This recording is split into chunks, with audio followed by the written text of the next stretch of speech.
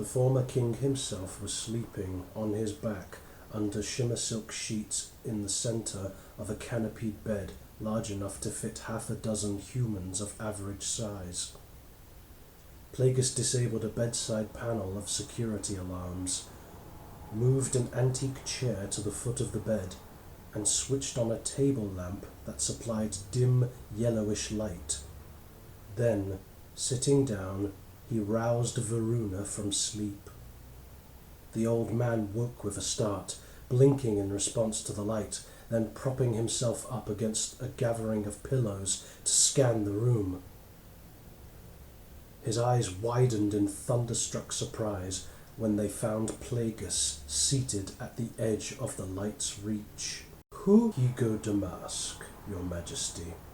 Beneath this mask my former enemies may as well have fashioned for me." Since Veruna's eyes couldn't open any wider, his jaw dropped and he flailed for the security control panels, slamming his hand down on the buttons when they didn't respond. "I've rendered them inoperative," Plagueis explained, "along with the security cams, just so that you and I could converse without being interrupted."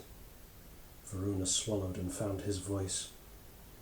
"How did you get past my guards, Damask?" "We'll come to that in a moment." Veruna attempted to scream until his voice went mute and he clutched at his throat. "There will be none of that," Plagueis warned. "What do you want with me, Damask?" Veruna asked when he could, breathing hard. "Closure." Veruna stared at him in disbelief. "You got what you wanted. Isn't it enough that I abdicated?" "Your abdication would have been enough had you not tried first to have me killed." Veruna gritted his teeth. "Everything I built was in jeopardy of being taken from me. Even the monarchy. You left me no choice." Plagueis stood and reseated himself on the edge of the bed, like some macabre confessor. "I understand. Faced with a similar choice, I might have done the same. The difference is that I would have succeeded where you failed." "I'll remain here," Veruna said in a grasping way. "I won't cause you or Palpatine any more trouble." "That's true." Plagueis paused, then said, "Perhaps I should have been more honest with you from the start. I delivered the Trade Federation to you. I put Tapalo, then you, on the throne. How did you imagine I came by such power?"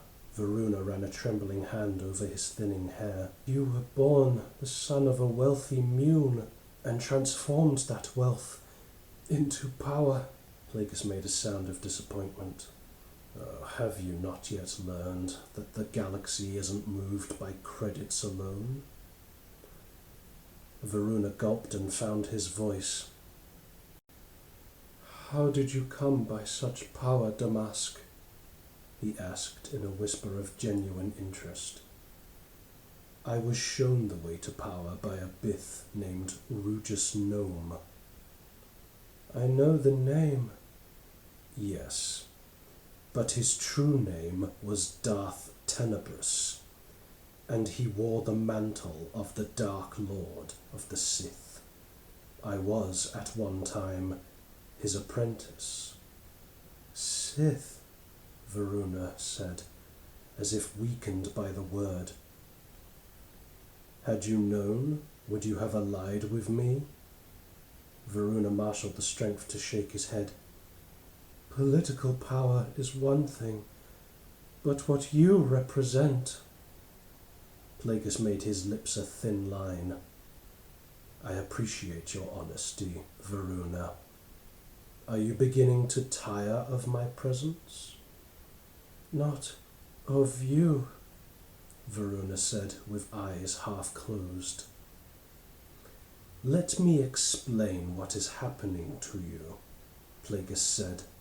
The cells that make up all living things contain within them organelles known as midichlorians. They are, in addition to being the basis for life, the elements that enable beings like me to perceive and use the Force. As a result of a lifetime of study, I have learned how to manipulate midichlorians, and I have instructed the limited number you possess to return to their source. In plain basic, Veruna, I am killing you. Veruna's face was losing colour, and his breathing had slowed. Bring me back. I can still be of service to you. But you are, Your Majesty. A celebrated ancient poet once said that every death lessened him, for he considered himself to be a brother to every living being. I, on the other hand, have come to understand that every death I oversee nourishes and empowers me, for I am a true Sith. No better than an Anzati. The Brain Eaters? What does better than mean to those of us who have passed beyond notions of good and evil? Are you better than Bon Tapalo?